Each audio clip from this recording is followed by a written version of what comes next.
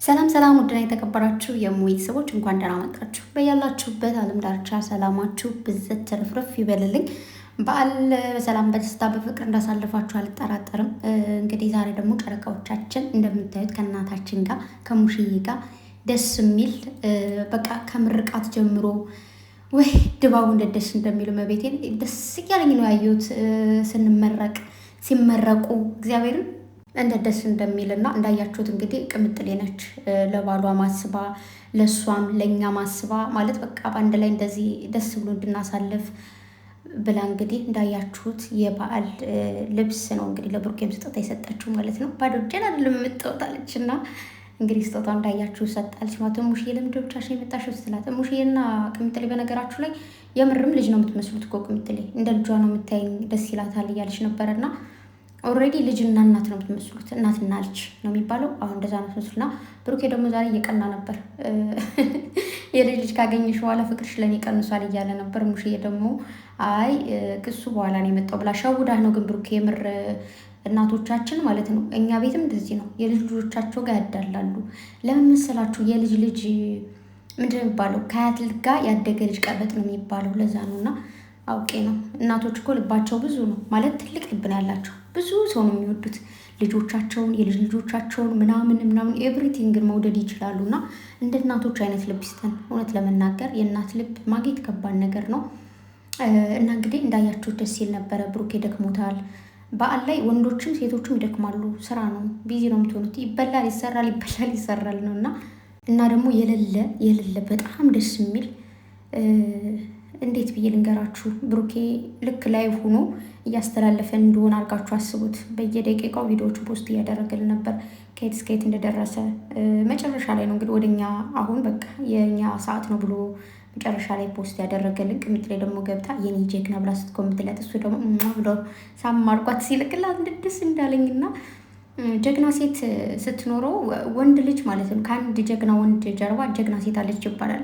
ብርታቱ፣ ጀግንነቱ ኤቭሪቲንግ ነችና ቅምጥሌ ደግሞ ማለት ነው የሳኩት ቅምጥሌ ስትስመው ሳመችኝ የሙሽዬ ጉንጨ ቅጠና አለ።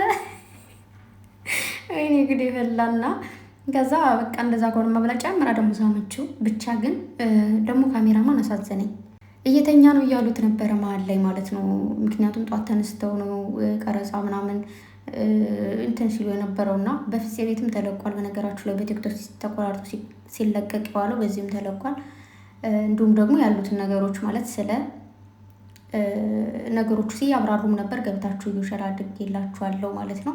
እና ፕሊስ በዚህ ቪዲዮ ደግሞ ብሩኬን 350 ያስገቡት፣ ፍፄንም ሰብስክራይብ አድርጉት፣ ቅምጥሌንም ሰብስክራይብ አድርጉ እና ደስ የሚል ጊዜ ነበረ እንደዛ ሲጨፍሩ።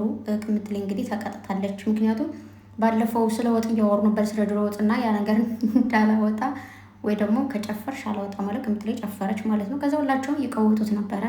ደስ ይላል፣ አይለያችሁ። ሙሽዬ ውለዱ ክበዱ ብላለች። አሜን ብላችኋል። እንግዲህ አሜን ማለታችሁንም ሰምተናል። ክፉን ያዝላችሁ። እውነቱን እኮ ነው። ብሩኬን ቅምጥሌን ፈምሰሻል ያለት ሙሽዬን እኔ ራሱ ብዙ ጊዜ ማለት ነው የሆነ የምርቃት ነገር ሰርች ሳደርግ ወይ ደግሞ ምናምን የሙሽዬ ድምፅ ይመጣል። ማርያምን አይለያችሁ እናንተ የሚለውን ያዝላችሁ ምናምን እያለች እና የኔ እናት አሜን ምርቃቶች ይድረሳቸው። ረዥም ዕድሜ ከጤና ከይስጥሽን ደርባባ ደርብብ ያለች እናት እመቤቴን እና ክፉውን በሩቅ ያደርግላችሁ። ቅምጥሌ እንግዲህ ቡና እንድታፈላ ተብላለች። እያፈላች ብትመጣ ደስ ይለኝ ነበር ማለት በሀያት ማለት ነው። እና ወይ ቲክታክ ላይ ፖስት ይደረጋል ምናምን ብዬ አስባለሁ። እና እጅግ በጣም ደስ የሚል ጊዜ ነበረ ያሳለፋችሁት። በቃ እንዴት ብዬ ልንገራችሁ፣ ይሆን አልተመኛችሁም? ዛሬ ከእናቴ ጋር ብሆን ከአባቴ ጋር ብሆን ከሆነ ሰው ጋር ምናምን ብላችሁ ብቻ እንደዚህ አይነት ሀሳብ አስበናል። ግን ደግሞ እግዚአብሔር የፈቀደው ነው የሚሆነው። ብቻ እናንተ ስላወቋችሁ ደግሞ ደስተኛ ነኝ። ማርያምን በጨረቃዎች ብዙ እህቶችን አግኝቻለሁ። መጽናኛ እያንዳንዱ ነገር ይሄ ነው ማይባል ብቻ ተመስገን። ስለ ሁሉም ነገር ስላለፈውም ስለሚመጣውም ስለ ወደፊቱም እግዚአብሔር የተመሰገነ ይሁን። ብቻ ሰብስክራይብ ደግሞ አድርጓቸው እና ቤተሰብ ነገ እቀጥላለሁ ማለት አሁን አልተመቸኝም። ያው ሁሉም ጊዜ እንግዲህ ሴትዮ ስላችሁ ፈምሳለች መሰለኝ።